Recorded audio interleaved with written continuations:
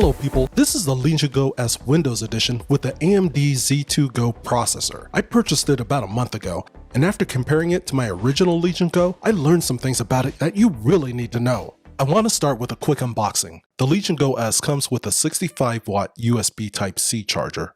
Then there's the Legion Go S itself. I'll get back to this in just a second. I think this cardboard box is actually a kickstand. It looks like there's some paperwork inside, but I'm not even going to open it. I never read that paperwork anyway. Unlike the original, the Legion Go S doesn't come with a case. And because of design changes, it won't fit inside the same case as the original. Okay, let's get back to the Legion Go S. Lenovo made some huge improvements to the ergonomics this time around. They ditched the squarish, boxy grips from the original. It now has a more rounded ergonomic design, and its shape fits my hand perfectly.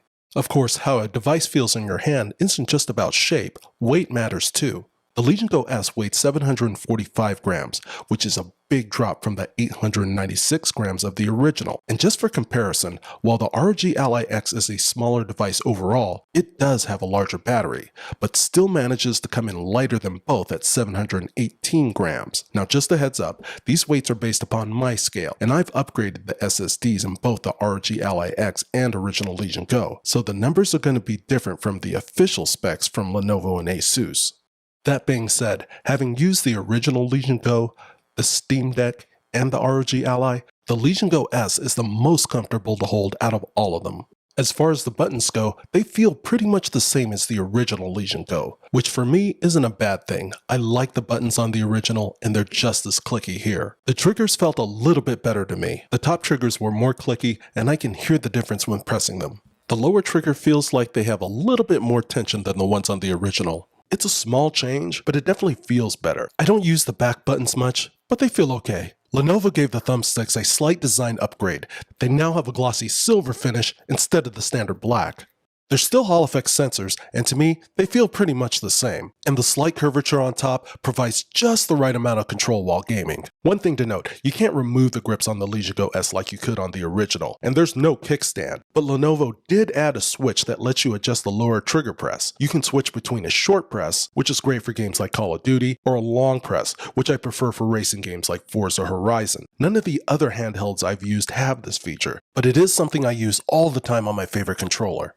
Okay, I want to stop right here for a second because I had a huge problem with the triggers that I want to tell you about. But before I do, if you like this video, please hit the like and subscribe button. It helps the channel. So when I first started playing Call of Duty Black Ops, I noticed that when I pressed the left trigger, I couldn't fully aim down my sights. For reference, this is what it looked like when I fully aimed using my original Legion Go. Now, I don't know if this has to do with the switch they added to adjust from long press to short, but this has never happened with my original Legion Go. That being said, the problem was eventually fixed after a software update, but I thought it was important to let you know. Another big change is the D-pad. Instead of the simple cross design from the original Legion Go, the Legion Go S has a cross embedded within a circular shape, which I really prefer for fighting games like Mortal Kombat. It just gives me more control over my character. Lenovo also moved the Legion Space, Quick Settings, and in-game buttons further up on the device. I assume it's to make room for the new 2x2 watt front-facing speakers. They don't sound as good as the speakers on my ROG Ally or Ally X, but I do like that they're now front-facing instead of top-facing like the original. Another noticeable change is the trackpad. It's now significantly smaller than the one on the original. That said, it still works just as well and has the same functionality as a standard mouse. You can tap once for a left click or tap and hold for a right click. Although I did have to go into Windows and tweak the settings to get it just the way I wanted. Okay, let me show you the top and bottom. You'll find the power button, volume controls, and headphone jack up top. Lenovo also added a second USB-C port. The original Legion Go had one USB-C port on top and another on the bottom. Both USB-C ports are USB 4, so you'll get 40 gigabits per second data transfer, DisplayPort 1.4 support, and power delivery. The SD card slot has now been moved to the bottom.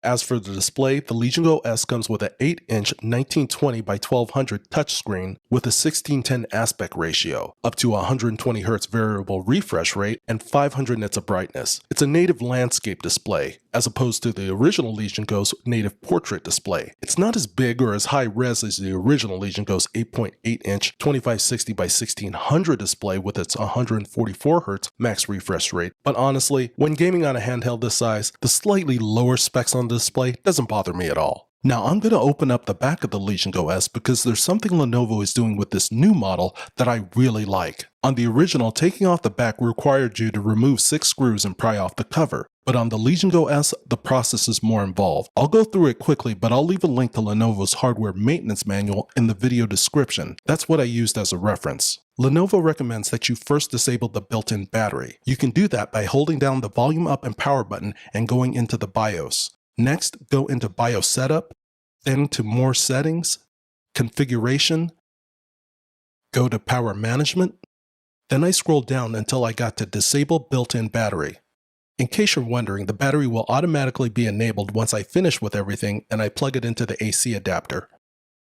So I just hit Enter, and when it asked me if I wanted to proceed, I just hit Yes. Since I disabled the battery, the device wouldn't power on even if I accidentally pressed the power button. Next, I unscrewed the 3 screws on the bottom, then pried off the deco cover on top. There were 3 screws to remove. Then I pried off the top triggers.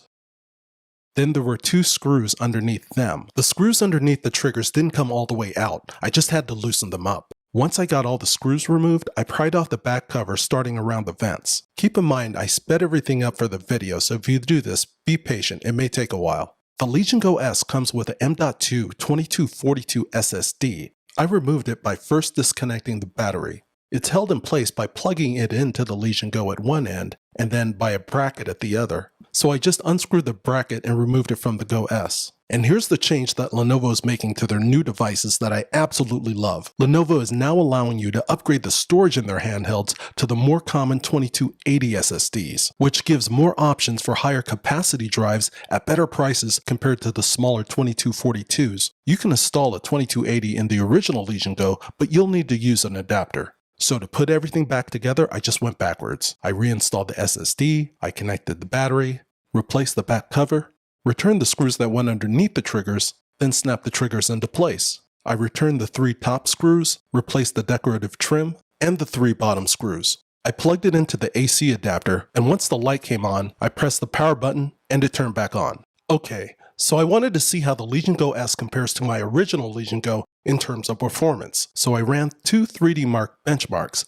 TimeSpy and Firestrike. Both devices were set to performance mode throughout the test. I'm going to start with TimeSpy on the Legion Go S. Then I'll do a comparison with the original Legion Go after that. Its overall score came in at 2,460. Its graphics score was 2299 and the CPU score was 4090. During the test, the average temperature hit 75 degrees Celsius. For real-world gaming performance, 3D Mark provides an estimated FPS for several different games at 1080p and 1440p. Since the Legion Go S has a max resolution of 1920 by 1200, I ignored the 1440p numbers and focused only on 1080p performance. Here's what I got at 1080p Ultra settings. Ultra meaning everything maxed out except for ray tracing, which was turned off. Battlefield 5 ran at 55 FPS. Apex Legends got up to 110. GTA 5 scored 145. Red Dead Redemption 2 scored significantly lower, averaging only 35 FPS. And Fortnite got all the way up to 180. Now let's compare these numbers to the numbers I got on the original Legion Go. It has a more powerful AMD Z1 Extreme chip compared to the Z2 and the Go S, but some of the 3D Mark results surprised me. Its overall score was about 500 points higher at 2967, its graphics score came in at 2681, and the CPU score was 7519, a huge jump in CPU performance compared to the Go S. It also ran cooler, averaging 11 degrees lower than the Go S at 64 degrees Celsius. But here are the 1080p performance numbers as compared to the Go S. The original Legion Go had higher estimated FPS in every game except Red Dead 2. But according to 3D Mark's numbers, the difference wasn't all that big. At 1080p, you'll be able to play most games with solid frame rates, the only exception being Red Dead 2, which is demanding on both devices. Let's go over the Firestrike numbers. The Legion Go S scored 6253 overall, while the original Legion Go hit 7066. Graphics scores were 796 versus 7689. But the biggest gap again was in CPU physics performance, where the original Legion Go had a massive lead, 20,407 versus the Legion Go S's 13,135. For 1080p gaming, the results were consistent with TimeSpy. The original Legion Go had FPS advantages in Battlefield 5, Apex Legends, and Fortnite. FPS was identical in GTA 5 and Red Dead. Now you may want to try to improve performance by adjusting the settings in the Legion Go S, and you can go into Legion Space and adjust your power and display settings. But there was one setting I was a little disappointed in.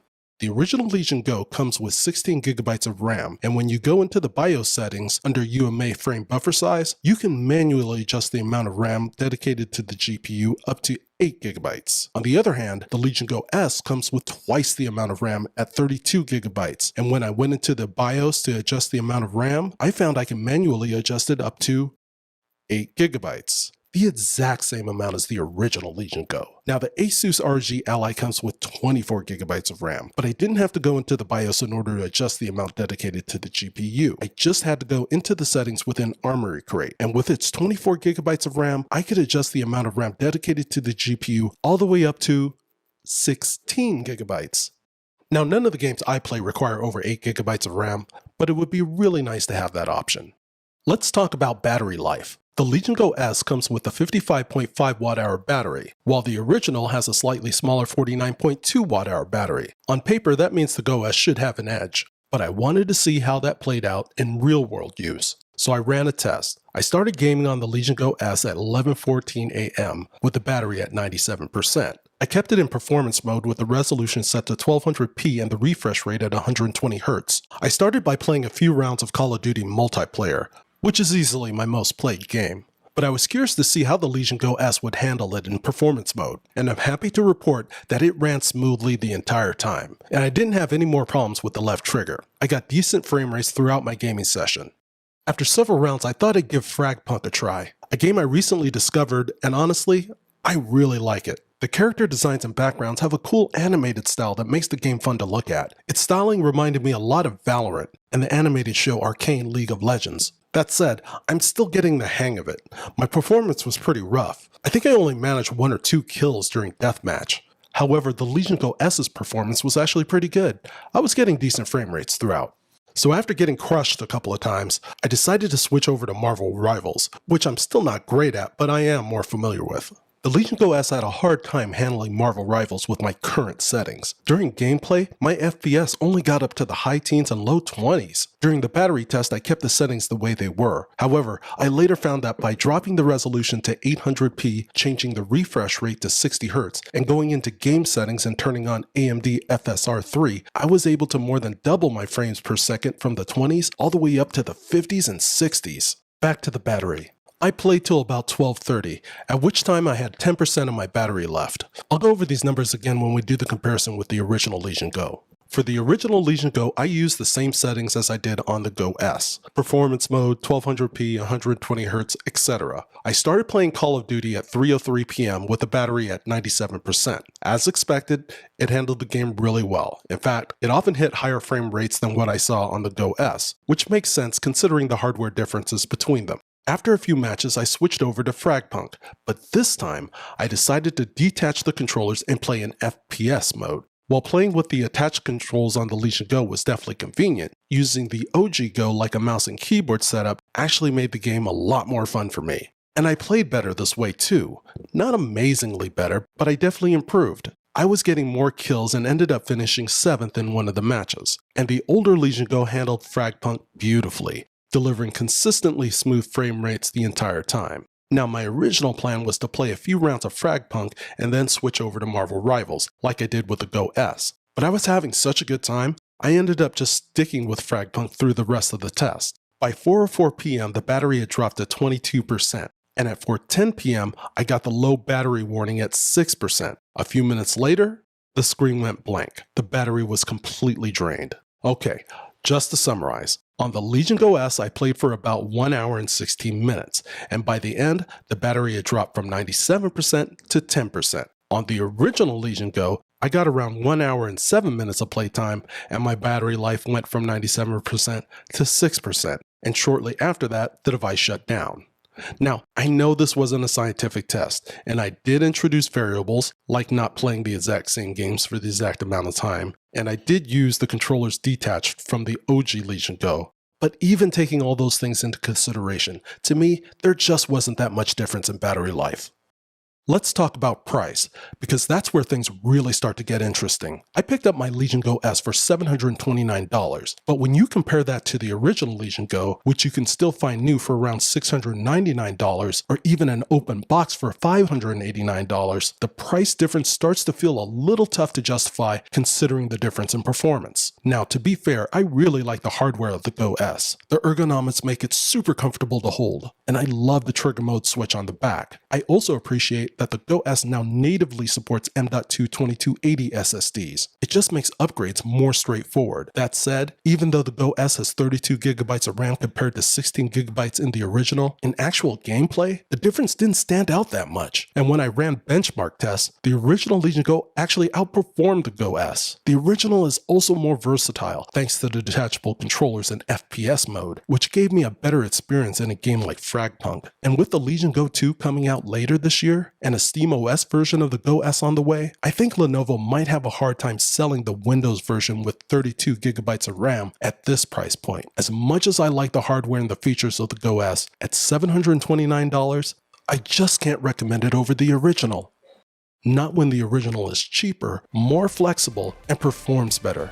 But let me know what you think. Would you go for the Go S, the original, or wait it out for the next version? And if you enjoyed this video, you're definitely gonna like the video coming on screen right now. See you guys in the next one.